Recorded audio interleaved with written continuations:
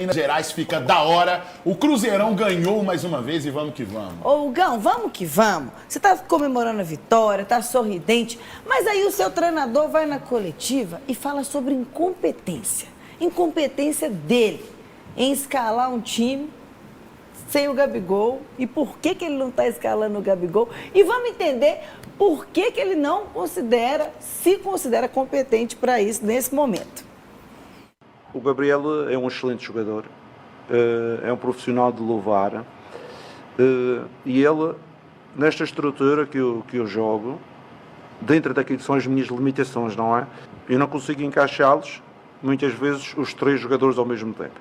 E os dois da frente, como vocês próprios, claro, eles estão a fazer uma época extraordinária, não é? Está o Caio a fazer uma época extraordinária, como você referiu, o seu colega referiu, e o Mateus, uma época extraordinária.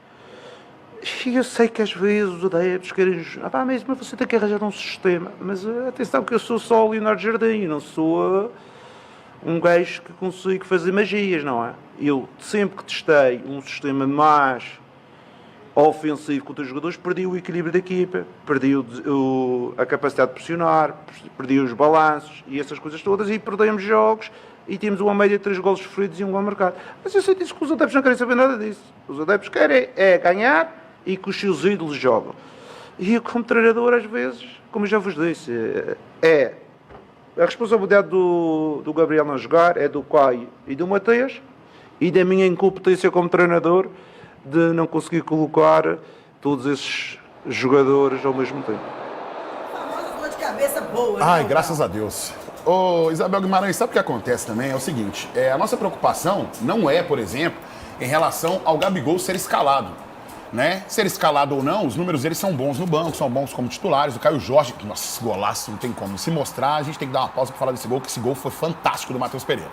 Mas olha só, Bebel, a nossa grande preocupação é porque em determinados momentos o Leonardo Jardim não coloca o Gabriel.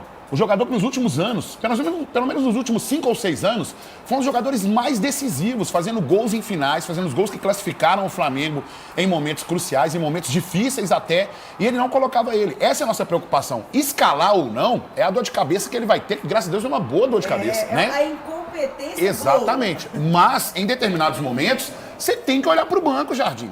Tá ali o Gabriel Barbosa, coloca o cara, mano. Ele não gosta de mexer, né? Ele demora muito a mexer, tá no time bem ou não, né? Mas, misericórdia nesse gol também, pai amado. E o que acontece, ô Toledo? Sobre isso aí, não é nem gostar de... Se você for olhar, por exemplo, na Europa, o perfil dos treinadores de lá também, não é de mexer tanto também nos jogos, não, sabe? Às vezes eles mantêm uma estrutura de jogo, até mesmo pra manter o ritmo da partida ali. E vai fazer uma ou duas substituições. Eu tava vendo um jogo desses da Premier League, aonde acho que era até um jogo do Liverpool. E o Liverpool tinha feito só duas substituições na partida. Aí eu fiquei assim, cara, só 2 substituições e manteve o ritmo até o final. Mas ele tem um bom argumento matemático, que é, com essa formação eu tomo X gols e marco X. Maravilhoso esse argumento. Maravilhoso. A ampoletinha vai só contando o tempo. E o senhor tá só contabilizando vitória nessa alegria toda. Vamos ver mais uma, Hugão. Chama!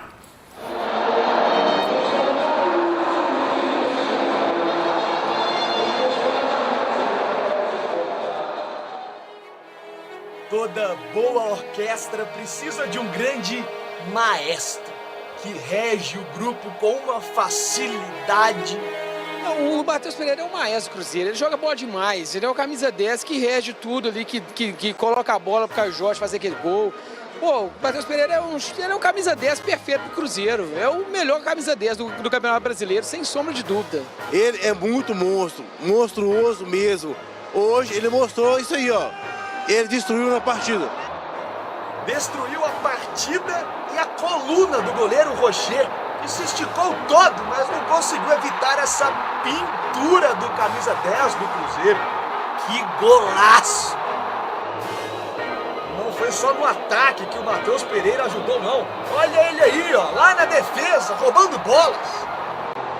Aliás, no único momento de vacilo do Cruzeiro, o Internacional fez o gol com o Rodrigo Tabata no cantinho. Mas era hora de voltar a vencer em casa. Na noite de um cara que costuma ser gelado, o Cruzeiro deu um jeito de esquentar o adversário. Se o primeiro gol teve cobertura, o segundo, o do Caio Jorge, foi de lençol. Pra cima de novo do Rocher. Coitado, outro golaço.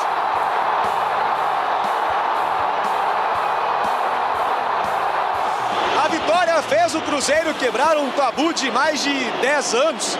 O time celeste não vencia o Internacional aqui no Mineirão desde o dia 4 de outubro de 2014. E ainda tem mais duas curiosidades. Também era pelo Brasileiro, exatamente pelo mesmo placar, 2-1. Quando você acostuma ficar lá em cima, a gente vê o quanto é bom, né? A confiança, a energia, a sinergia que a gente tem com o nosso torcedor, todo jogo cheio. Então a gente sabia da importância desse jogo, que esses 3 pontos eram fundamentais, como você falou. E a gente volta lá para cima de novo, volta a dar aquela incomodada. Tava precisando dessa vitória, entendeu? E o Cruzeiro jogou bem. Não, é isso que a gente precisava. A gente precisava dessa vitória hoje, para quarta-feira a gente chegar para cima do Atlético, já conseguir essa vitória e já virar a chave, entendeu? Porque nós vamos em busca do hepta, porque agora... Se Hexa só nós temos, hepta muito mais. Então tamo junto e Cruzeirão, tamo firme. Daqui a pouquinho o Gão vai comentar todos os detalhes dessa partida. Mas agora, na derrota do Atlético, o que mais se ouviu no pós-jogo, Fael, foi... O jogo foi bom, mas perdeu. E agora, Gão, vamos analisar os melhores momentos de Cruzeiro e Internacional. Bebel, primeiro que essa torcida do Cruzeiro é maravilhosa, é meu primeiro grande amor da minha vida. É a torcida do Cruzeiro. E vamos que vamos. O Cruzeiro, como sempre, mantendo esse rito, né, de pressionar o adversário sempre nos 30 primeiros minutos de jogo. Vai dar aquele sufoco mesmo no adversário, obrigar o adversário ao erro. E aí, seu Marcelo de Lima, sem interferência sua, sem erro grotesco seu, sem aquele pedido de resiliência, olha aí, ó, o futebol que o Cruzeiro apresenta contra o Internacional. E no Beira-Rio seria semelhante se o seu Marcelo de Lima Henrique não tivesse interferido naquela ocasião. Golaço do Matheus Pereira, e vou falar uma coisa pra você.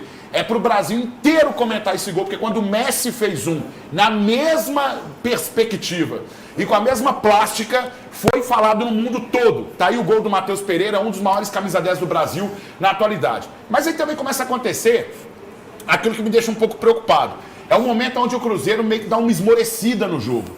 Acho que talvez, não sei se por uma condição física, não sei se de repente por um relaxamento da partida, o Cruzeiro costuma dar uma esmorecida e o adversário começa a gostar e a gente começa a passar certos sufocos que eu acho que são desnecessários numa partida que você pode controlar. E ele teve muita facilidade ali na entrada da área para chutar e fazer muita facilidade. Inclusive, na hora da perda da bola, não apareceu ninguém para poder matar a jogada. Correu o risco de um cartãozinho amarelo, mas você mata a jogada para não deixar o adversário também contar muito com isso. E é isso que eu falo, ó. Aí o Cruzeiro, mais uma vez, volta para esse aperto em cima do adversário, obriga o Internacional a esse erro. Agora eu vou falar uma coisa para vocês. O Roger Machado, treinador do Internacional, gente, a saída de bola do Internacional é horrorosa, horrível. Bom, o Roger é horroroso, hein? Cara, mas é horrível. E isso facilitou muito o trabalho do Cruzeiro também. Claro, o mérito do Jardim treina para isso, para pegar equipes que têm essa deficiência e com isso ele consegue trabalhar esse tipo de jogo.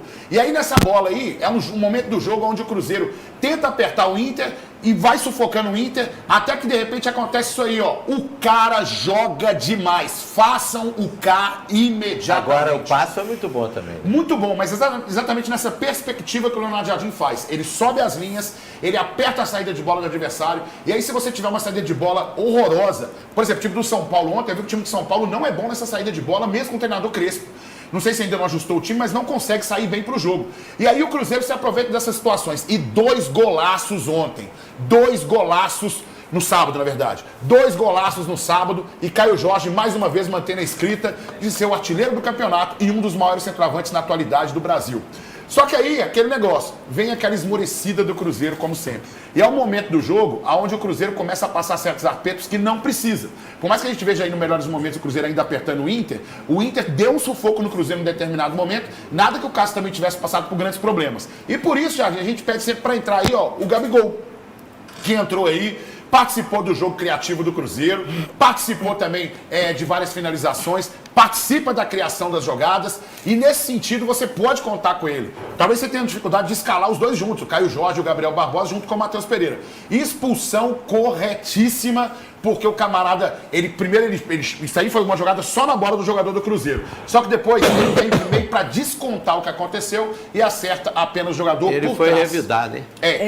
Mas no e aí primeiro... vamos levar para Nadine Perfeito. analisar, No né? primeiro foi só na bola, e tirou a bola na boa, e aí ele veio para se vingar e tomou revidou vermelho. e tomou vermelho. A Nadine vai analisar que muita Perfeito. gente acha que isso prejudicou o Internacional, enfim. Claro, com 2 a 0 no placar. Agora nós vamos